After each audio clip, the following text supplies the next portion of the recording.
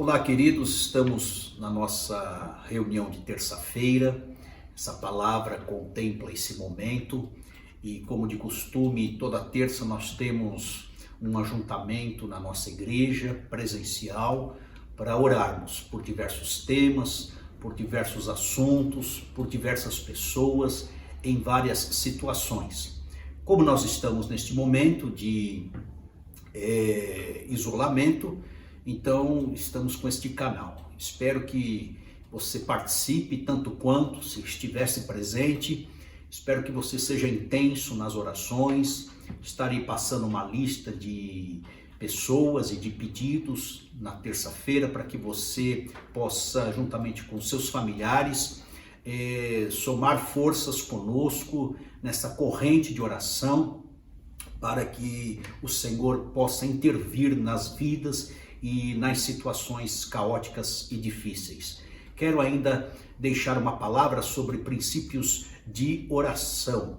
Hoje última terça-feira do mês, seria aquele nosso encontro também, uma observação que quero fazer, de homens e mulheres. Mas por conta então deste clima, preferi seguir com o tema de oração e no próximo mês espero que todos estejamos liberados para o ajuntamento e para a contemplação deste culto de homens e mulheres que tem sido muito edificante para todos nós, ok? Então, princípios de oração. Quero fazer uma oração primeiro. Senhor, fale conosco através da Tua palavra. Abençoe, Senhor, este ajuntamento. Visite cada lar, cada sala, cada ambiente.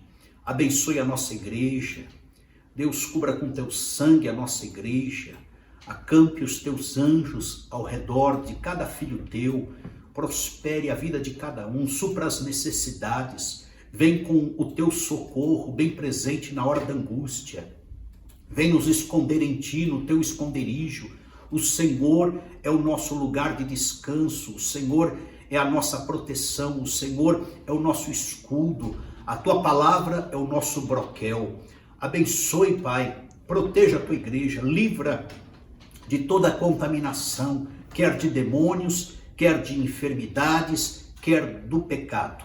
Deus, e guarde-nos e neste momento, fale conosco, neste momento em que a Tua igreja se reúne de forma virtual para a contemplação da Tua palavra e para a intercessão mútua. É o que eu oro e te agradeço em nome de Jesus. Amém. Princípios de oração. Orar, então, queridos, é se relacionar com Deus.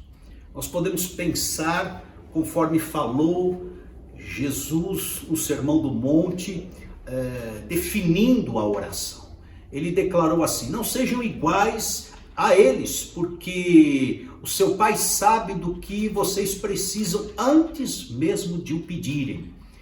Então Deus já sabe o que nós precisamos. Deus contempla as nossas expectativas e necessidades.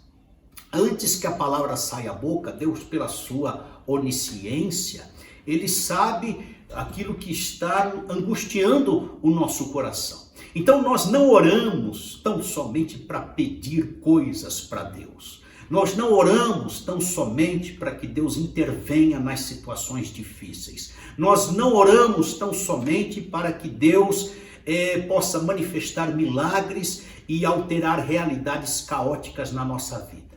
Em primeiro lugar, nas palavras de Jesus, na visão de Jesus, nós oramos para nos relacionarmos com o nosso Deus como Pai Celestial. E na esteira disso, vale lembrar, e coloco aqui como introdução, que nós não sabemos orar. Precisamos da intervenção, da ajuda do Espírito Santo. Diz aí o texto em Lucas 11:1, e aconteceu que, estando ele a orar num certo lugar, quando acabou, lhe disse aos seus discípulos: Senhor, ensina-nos a orar, como também João ensinou aos seus discípulos. Então, trazendo aqui essa palavra do Sermão do Monte, e Jesus também ensinou eles a orarem, lá em Mateus capítulo 6, corrobora com esta palavra de Lucas, que acabamos de citar, que está aí no quadro, nós precisamos da ajuda de Deus na oração. E será o Espírito Santo, diz Paulo aos Romanos agora, um texto bem conhecido, que estará intercedendo por nós, porque não sabemos orar como convém, não sabemos pedir de forma coerente. Nosso coração, ele é um coração enganoso, nós somos vulneráveis no que tange as nossas emoções, nós somos variáveis nas nossas personalidades e identidades, então nós sofremos alterações, por isso que nós não conseguimos nos manter absolutos constantemente. O único absoluto, a qual se faz como rochedo, como algo sólido, é Deus. E é nele que nós precisamos nos refugiar, nos apoiar, nos alicerçar. Então está aí a ajuda do Espírito Santo, fazendo uma tradução dos nossos pedidos, fazendo uma correção nas nossas orações, gemendo, intercedendo, traduzindo, fazendo uma melhor hermenêutica diante de Deus e, consequentemente, mandando a melhor resposta para nós. É o Espírito Santo que nos ajudará no momento da oração. Os movimentos na hora em que nós estamos orando são dois. Nós nos movimentamos para dentro de nós, começamos a perceber quem somos, quais são os nossos pedidos, os nossos valores, a nossa têmpera, como é que está o nosso interior. Luzes da parte de Deus, do Espírito Santo, são lançadas para dentro de nós, para que possamos nos enxergar a partir dos olhos dele. E o outro movimento é transcendental. Está aí o texto, movimento da transcendência. Portanto, vós orareis assim: Pai nosso que estais nos céus. Então a gente transcende, a gente vai além de nós mesmos. Nós não nos constituímos como um fim em nós mesmos, a gente parte para algo maior, a gente admira Deus como o ser perfeito nas nossas vidas, a gente não fica como um poço cheio de mazelas, de pecados, de contrariedades, de vulnerabilidades. Se nós nos voltarmos para nós mesmos, sempre nós inflamaremos, nós cairemos doentes com as doenças da alma e, consequentemente, gerarão problemas psicossomáticos. Então nós temos que sair de nós, não no sentido de uma viagem mística, muito pelo contrário, a gente sai pela fé, a gente foca em Deus. Esse movimento para Deus como Pai Celestial se chama transcendência. Então está aí, esse é o movimento, no momento da oração e a introspecção que eu falei, conforme o salmista declarou: sonda-me, ó Deus, e conhece o meu coração. A melhor pessoa para nos conhecer é Deus. Nem nós mesmos, por conta da vulnerabilidade que estou falando, é o suficiente. Nós não nos conhecemos de acordo com a total realidade, na amplitude de todos os nossos comportamentos. A gente tem o auto-engano por conta da queda, e esse auto-engano faz com que a gente fique cego em pontos que precisamos enxergar no nosso interior. Então, precisamos nos olhar e nos enxergar a partir dos olhos de Deus, disse o salmista. Prova-me, diz ele, conhece os meus pensamentos. Ele se expôs e vê se há em mim algum caminho mau e guia-me pelo caminho eterno. Então está aí, princípios de oração. Nós precisamos considerar tudo isso, os movimentos no momento da oração e os propósitos da oração. Que propósito a oração cumpre? Então vamos lá. Em primeiro lugar, a exposição que eu estou falando. A pessoa se expõe diante de Deus.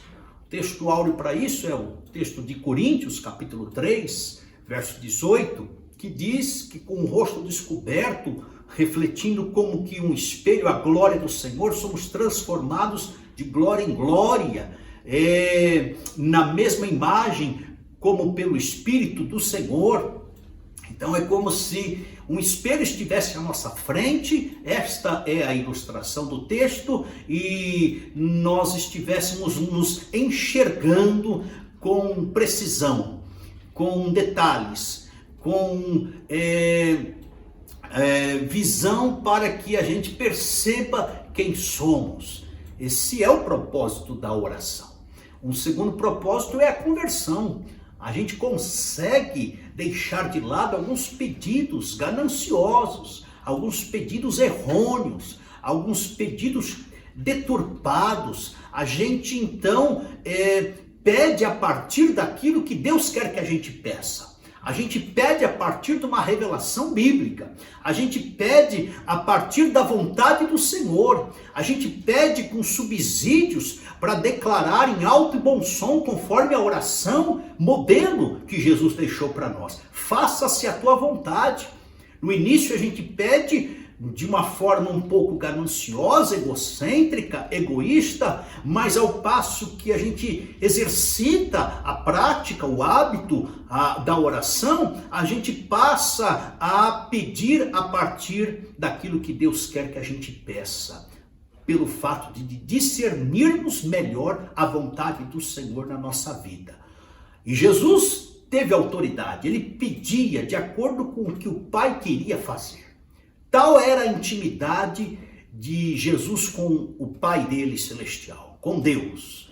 Ele pedia tão somente aquilo que o Pai queria fazer. A percepção espiritual de Jesus era muito apurada, muito estreita, muito íntima com o Antigo Testamento, as revelações acerca dele e com a vontade de Deus. Em outras palavras, Jesus pegava a onda do Espírito. O Espírito vinha traçando uma onda, um foco, um direcionamento, uma vontade gerada em Deus, e Jesus pegava essa onda e ia, e surfava na vontade de Deus e fazia exatamente o que o Pai queria que ele fizesse. Está aí o exemplo dele, é só você ler todos os evangelhos e você vai perceber que estava muito amalgamada a vontade de Deus e a vontade de Jesus. São os propósitos, transformação. Então a gente fica parecido com Jesus quando nós oramos. Diz Paulo aos Romanos também.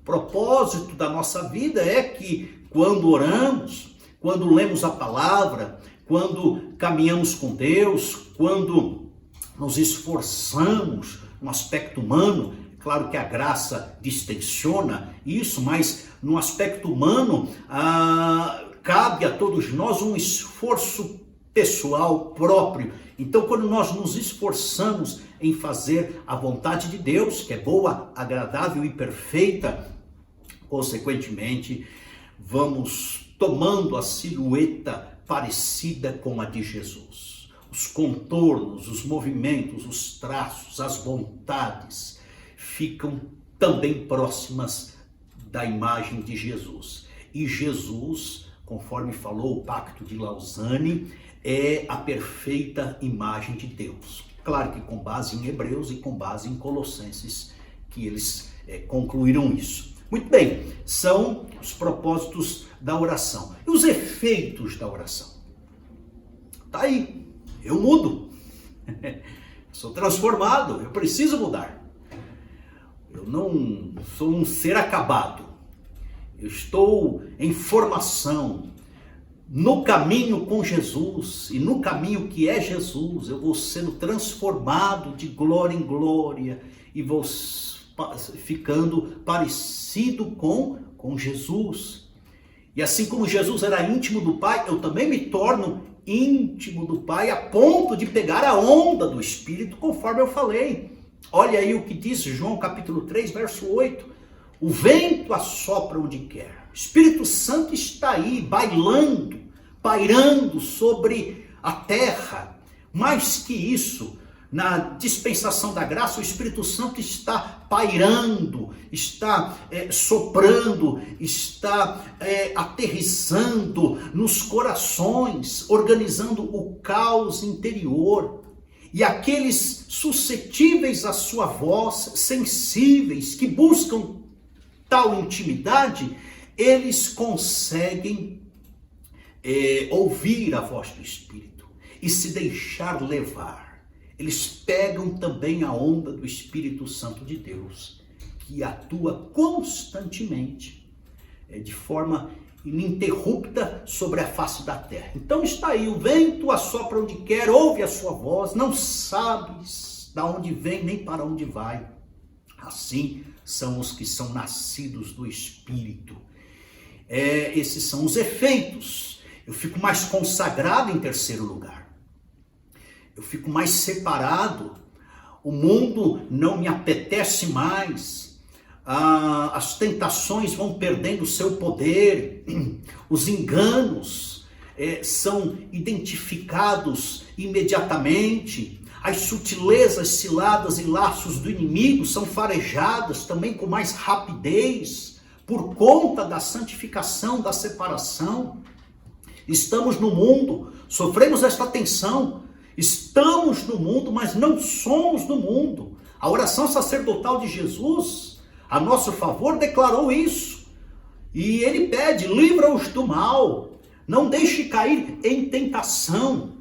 Então ficamos consagrados ao Senhor, separados. Consagração é uso exclusivo de Deus. É uso exclusivo para a obra de Deus. Então, tanto é separação para uma divindade, que é a Trindade, quanto é a separação para o cumprimento de uma missão, para nós sermos servos, escravos, diáconos, atuarmos nesta dimensão diaconal, servindo ao Senhor.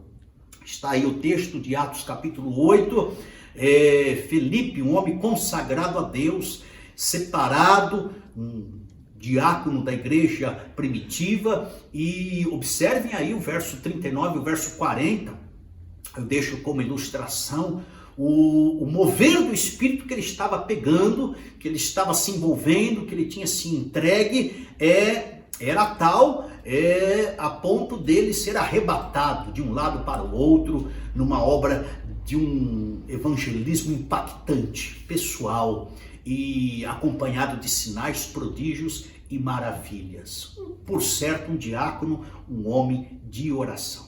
Em quarto lugar, temos como efeito o alívio.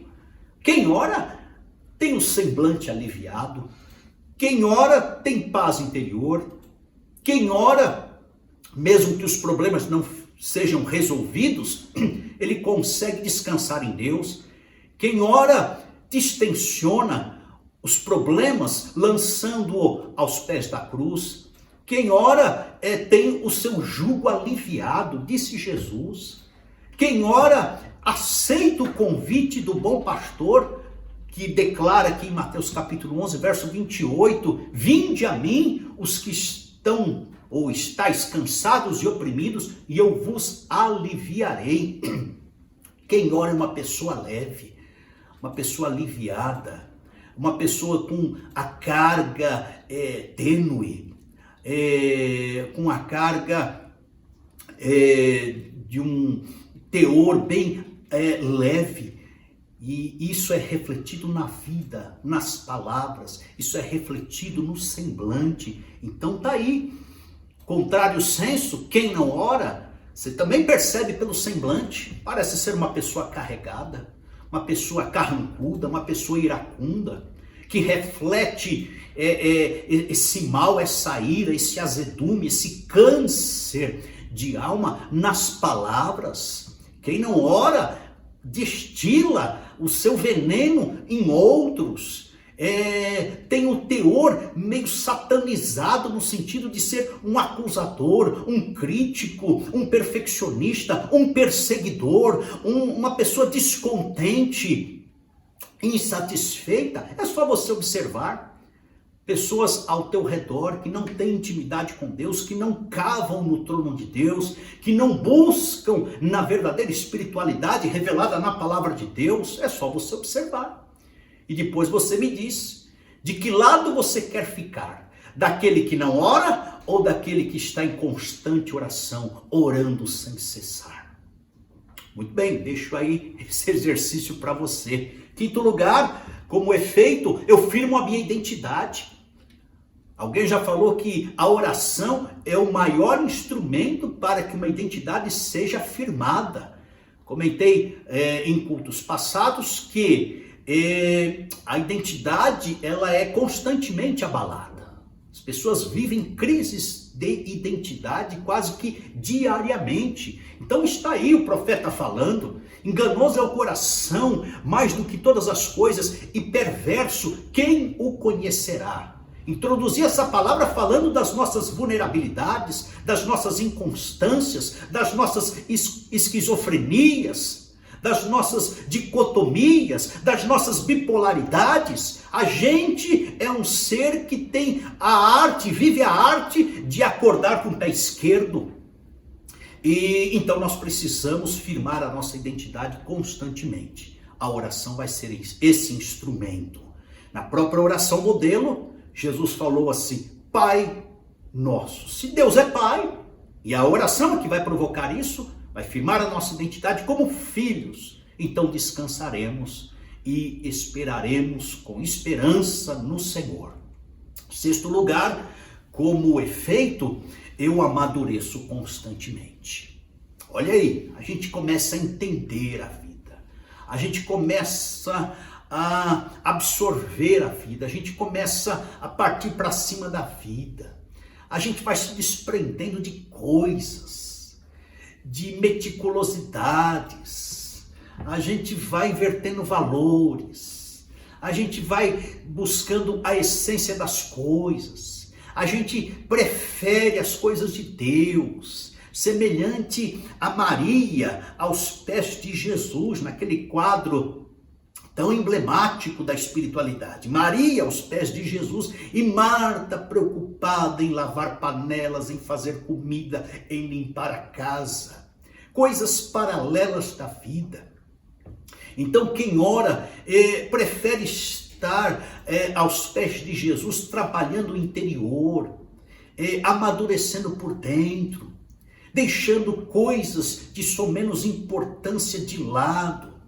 Prefere ir no âmago, receber um alimento sólido e não ficar preocupado com perfumarias, com panelas, com coisas corriqueiras, se embaraçando, conforme falou Paulo a Timóteo, nos negócios desta vida. Não estou falando que você não deve buscar o pão de cada dia, trabalhar, melhorar o canudo e ingressar no secular. Não estou falando isso, nós precisamos partir para campo nesse sentido. Mas eu estou falando que sempre que tivermos a oportunidade, devemos ser como Maria, estarmos aos pés de Jesus. Então está aí, alegrai-vos na esperança, pacientes na tribulação, perseverantes em oração.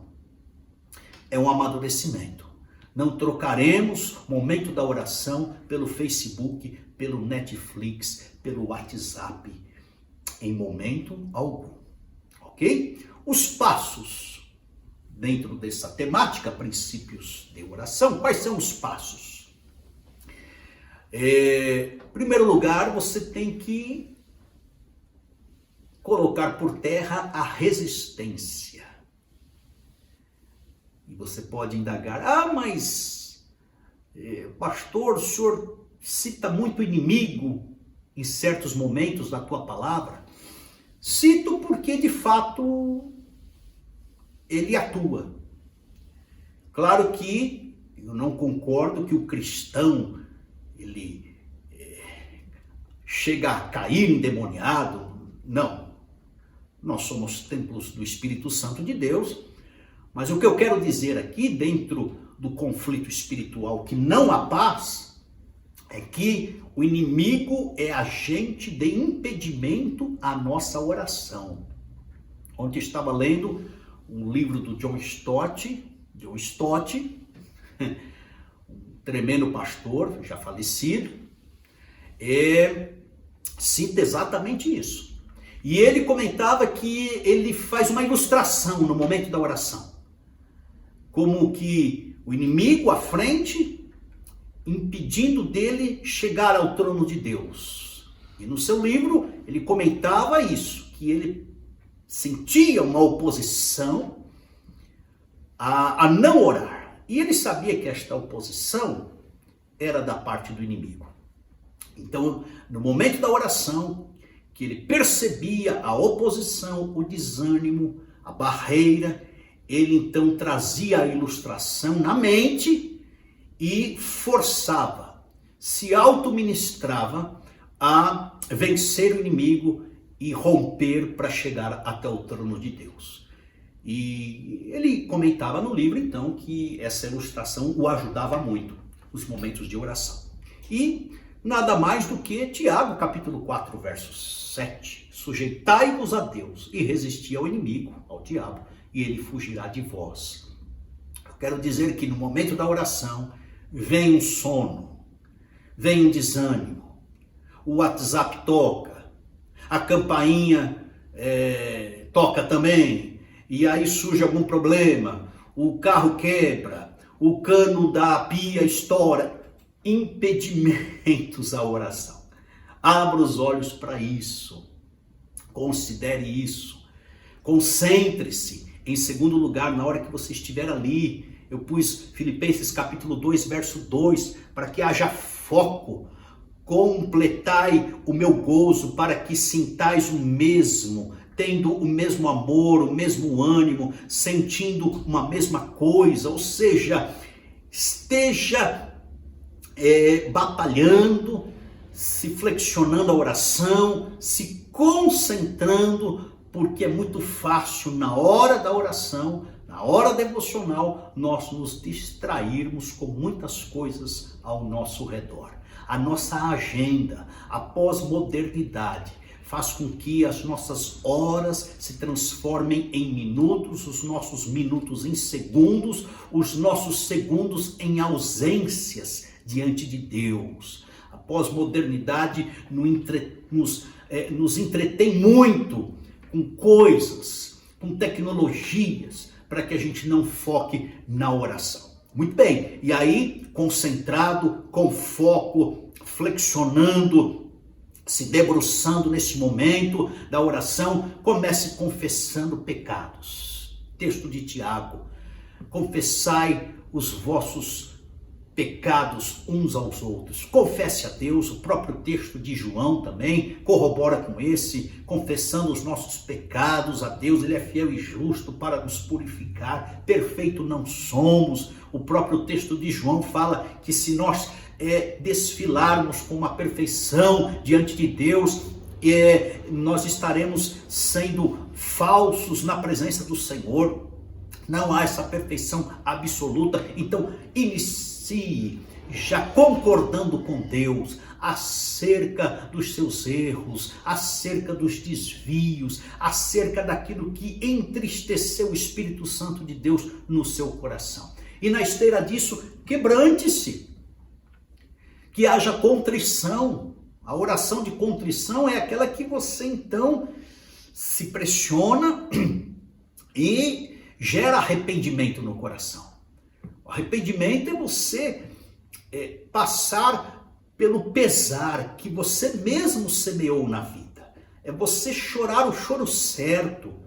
É você concordar com Deus que está errado. É você ser sensível aos pontos em que entristeceu o Espírito Santo dentro de você. É você vasculhar nas gavetas, no inconsciente, conforme falou o salmista, se há algum caminho mau. É você fazer esta investigação por dentro. Diante de Deus cabe uma análise constante por conta do passado que vivemos, das más escolhas, para que a gente gere um futuro melhorado, transformado, com a qualificação de novas sementes e os frutos e a colheita dessas novas sementes, transformadas agora em frutos do Espírito, uma semeadura no Espírito. É um novo campo, uma nova semeadura e, consequentemente, uma nova colheita. Eu estou falando de uma nova vida em Deus, através do arrependimento, da confissão do pesar, do sentimento de constrangimento na presença de Deus, se deixando tensionar pela pecaminosidade humana, a qual nós temos, pela santificação divina, a qual Deus é. Em nome de Jesus, esse exercício, essa experiência na oração é fundamental. Pense nisso. A forma da oração. Como é que a gente ora? Bom, em primeiro lugar, em nome de Jesus. Temos que orar, diz Colossenses, capítulo 3, verso 17, e quanto fizerdes por palavras, oração, ou por obras, serviço, ministério, qualificações, desempenhos, fazei tudo em nome do Senhor Jesus, dando por ele graças a Deus Pai. Então a gente usa a mediação de Jesus. É como se o nome de Jesus fosse a assinatura da nossa oração. É o ponto final. Então a gente não ora a Deus em nosso nome, no nome da denominação a qual nós fazemos parte, no nome do pastor, no nome de entidades, no nome de pseudos santos, de maneira nenhuma.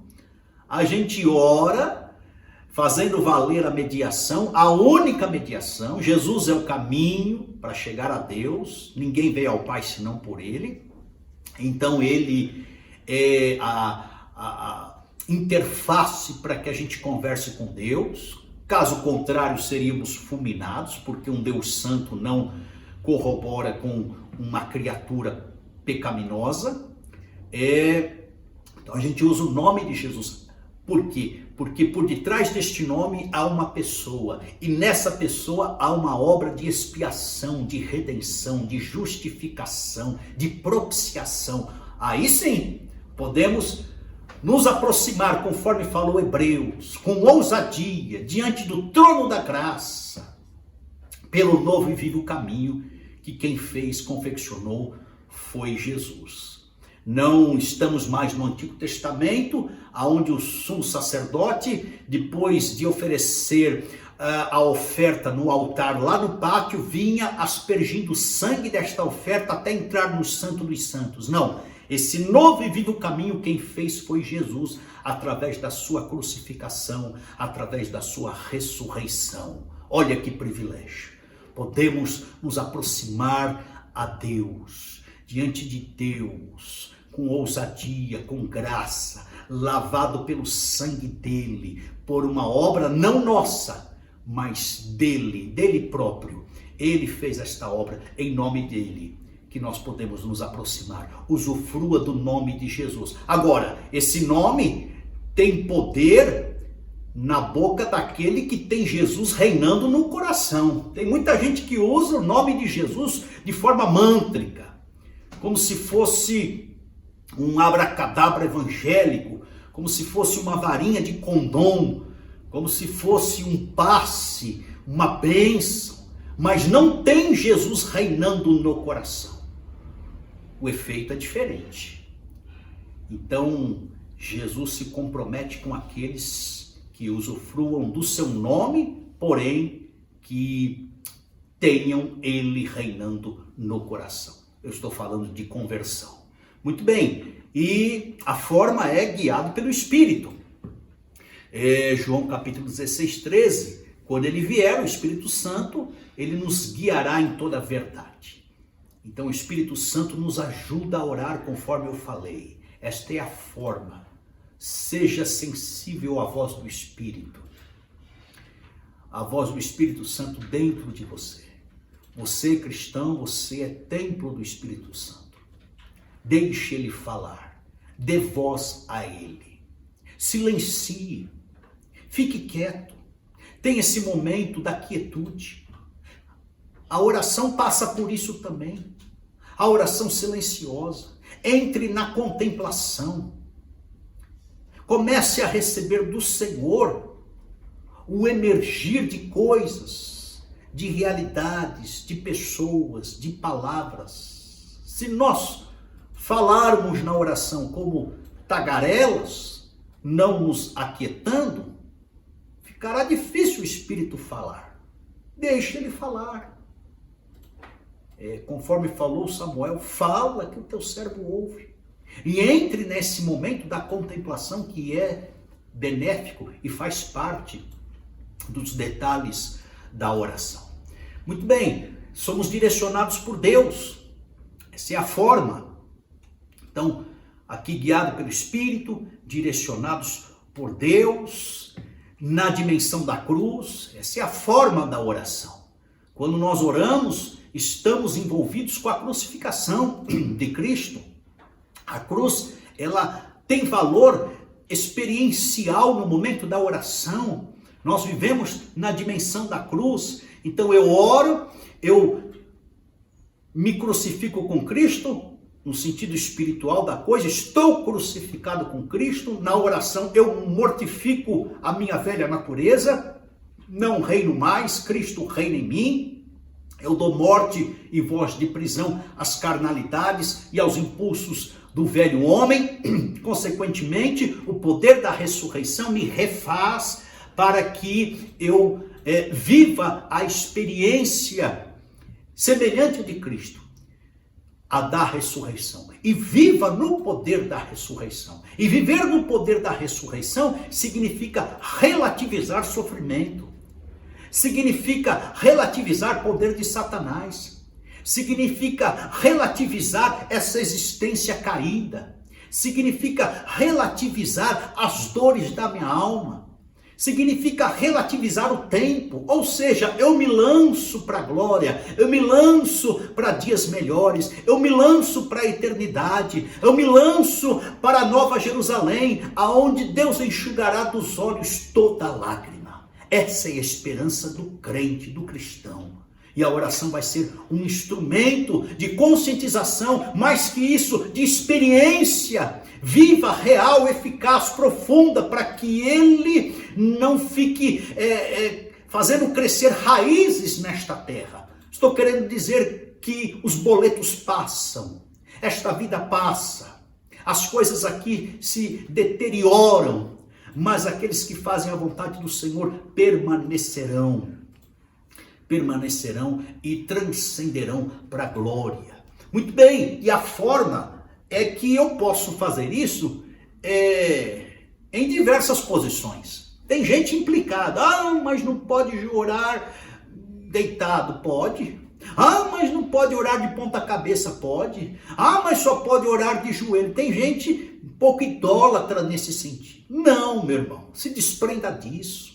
Você num leito de hospital, a única posição que você conseguirá orar vai ser deitado.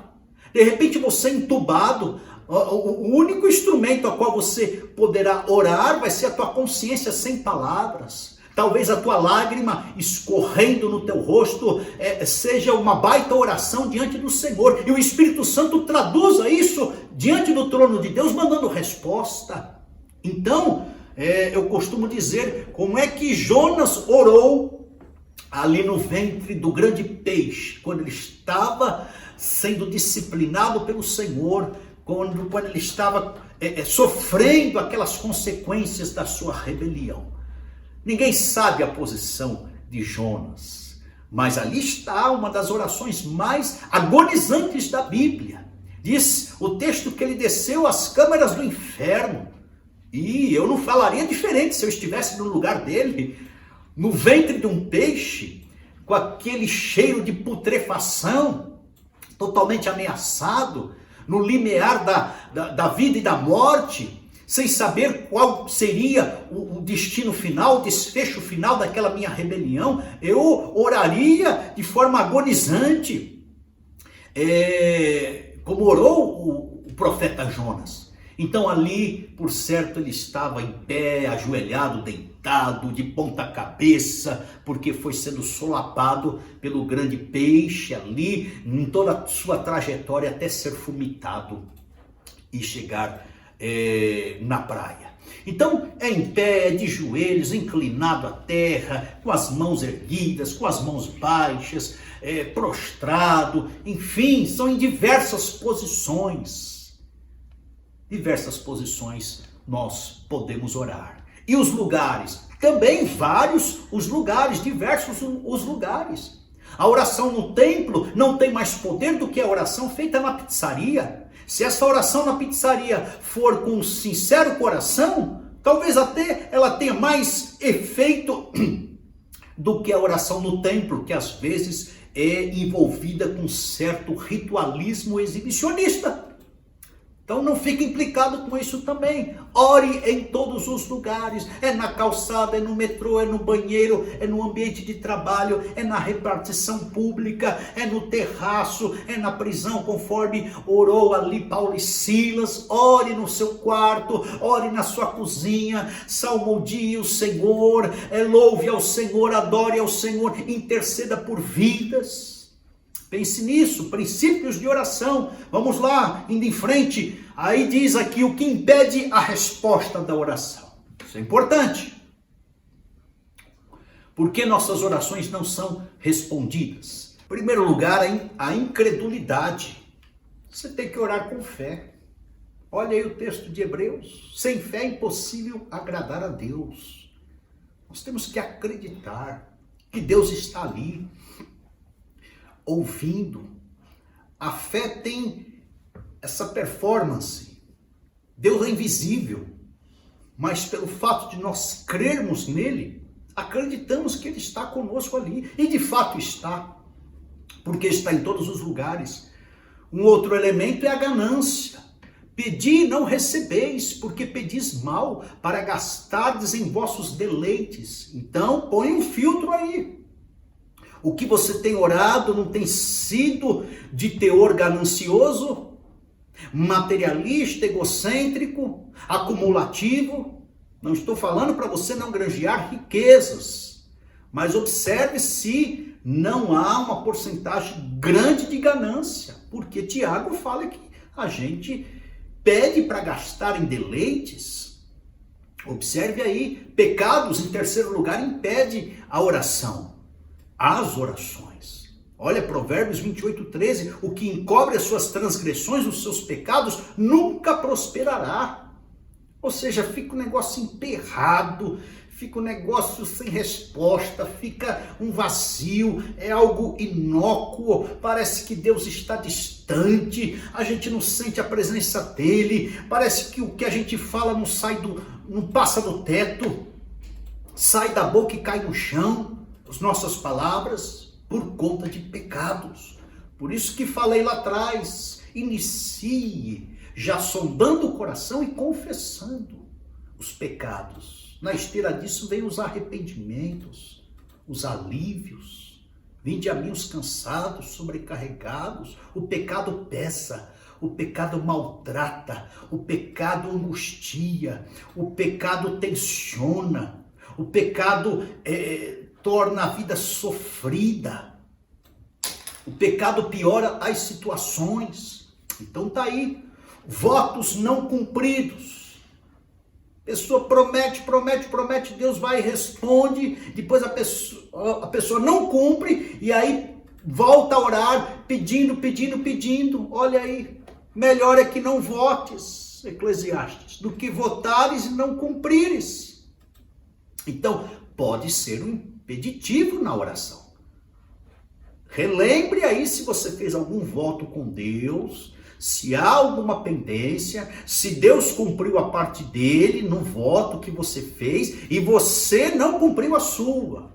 Vá lá atrás, no espírito de Apocalipse, lembra-te, pois, de onde caíste. Vá lá e arrepende-te. Então, se conserte com Deus. Não quero aqui trazer uma opressão, falar que a tua vida está toda travada por conta de um voto não cumprido. Mas, se ao orar você perceber que fez esse voto, vá lá, tente conversar. Minimamente ore a respeito. É isso. Não quero gerar um jugo sobre você, conforme eu falei, mas sonde o teu coração, sonde a palavra, aí está o texto de Eclesiastes, e ore ao Senhor pedindo uma direção. É claro que se você não fez voto nenhum, nem considere esse impedimento. Conflitos. E quando estiverdes orando, perdoai se tendes alguma coisa contra alguém.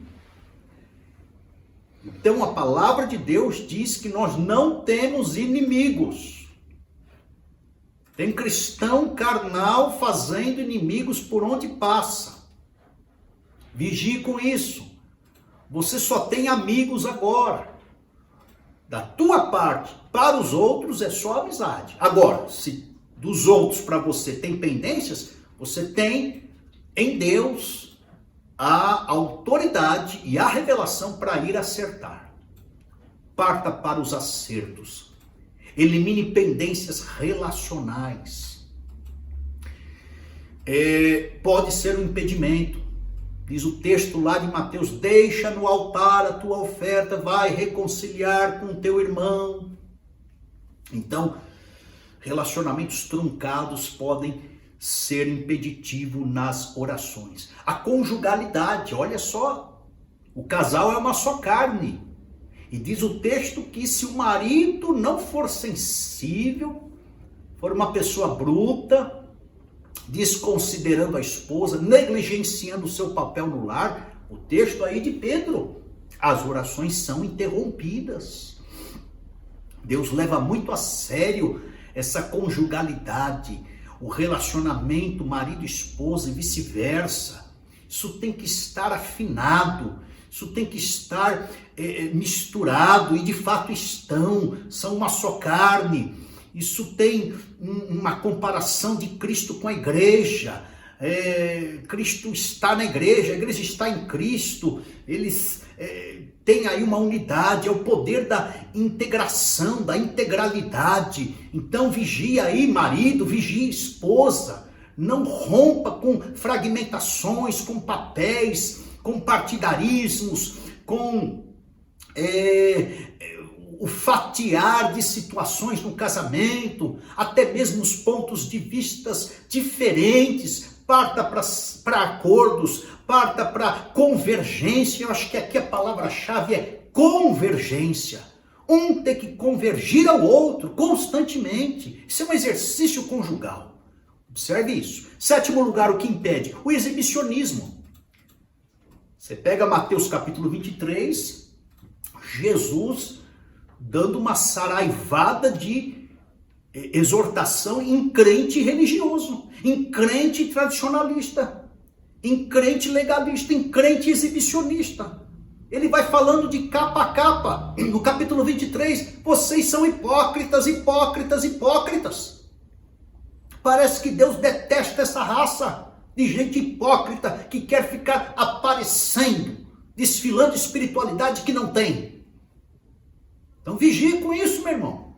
Seja o simples, seja o moderado, seja aquele que espere as pessoas chamarem a cena, galgue um crescimento, oportunidades, uma maturidade espiritual e eclesiástica a seu tempo. Tem gente que cai de paraquedas e já quer demonstrar uma espiritualidade que não tem, já quer desfilar como pregador que não é, já quer ministrar como aquele que resolve tudo no seio eclesiástico, coisa que não tem. Vigie com isso. Prefira ser aquele que descanse na graça e cresça par e passo, gradativamente, diariamente. E Deus estará te usando a seu tempo. Muito bem. Religiosidade, conforme eu falei aqui, diz o texto lá de Mateus, Sermão do Monte, as pessoas orando, repetindo palavras. Jesus falou, isso aí é gente religiosa. Isso não me comove.